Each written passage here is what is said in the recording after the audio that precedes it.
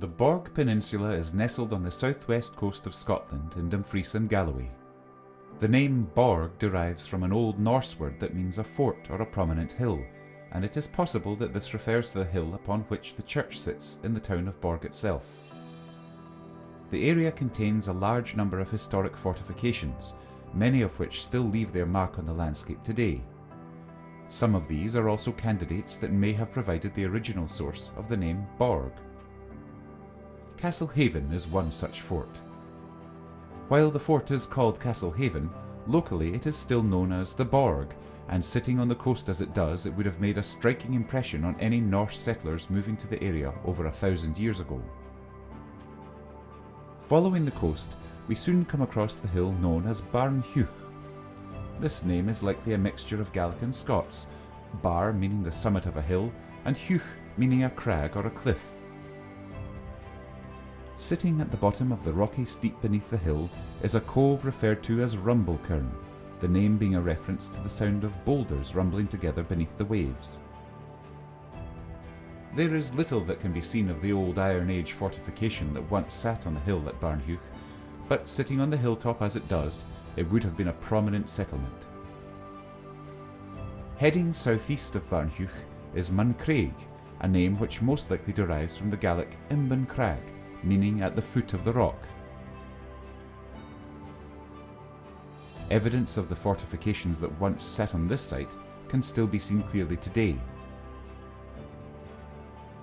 A little further down the coast lies a rocky slope called Ring Dhu, another Gaelic name meaning a dark point of land. The dark seaweed-strewn rocks are still a feature of the landscape today.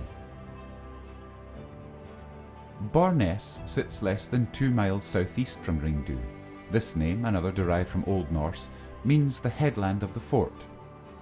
The rocky cliffs at Barness were once the home to a promontory fort, the walls of which can still be seen clearly from the air. These fortifications are not the only prominent features that populate the Borg coastline. Not far from Castle Haven are a collection of islands that together make up the islands of Fleet. The Murray Isles are the most westward of the islands off the Borg Peninsula. The name appears to be at least a couple of centuries old, and no other name for the islands has been found. A little further down the coast lies Ardwall Island, a name that most likely comes from the Gaelic Ardagoil, meaning the height of the stranger, and this is probably a name that has been borrowed from the mainland. Over 1,400 years ago, this island was home to an early Christian settlement, and a stone carving of a cross from the 10th century would suggest that the site was still important to Christians over 400 years later. Just a few hundred metres southeast of Ardwall sits Barlocho Isle, the name of which possibly comes from Gaelic Bar Locha and means the summit by the loch, an odd name for an island, but this was also most likely borrowed from a nearby farm on the mainland, being situated next to a small loch and Bar Hill itself. While the Gaelic origin of the name seems the most plausible, there is an interesting alternative, and that is that the island is named Barlogad, a Brittonic name meaning beside the monastery, which would make sense given the island's proximity to the old Christian settlement on Ardwall. The final island along the Borg coast is much further east towards Kirkcudbright Bay and is known as Little Ross Island. The name Ross is derived from the Gaelic Ross, meaning a promontory, and this appears to be another name borrowed from a nearby feature on the mainland. The feature in question is the Mull of Ross, or Maul Ross in Gaelic, meaning the bald rounded hill of the promontory.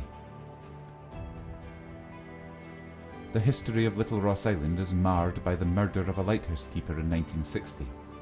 The assistant keeper had fled the scene, but was later arrested in Yorkshire and convicted of the crime. The lighthouse remains operational to this day. While the coastline of Borg is rugged, there is evidence within the place names of areas which were once havens for landing boats. Kirkandrews is one such example.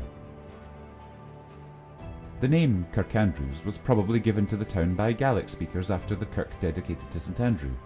However, an earlier name for the village can be found, and that is Porton.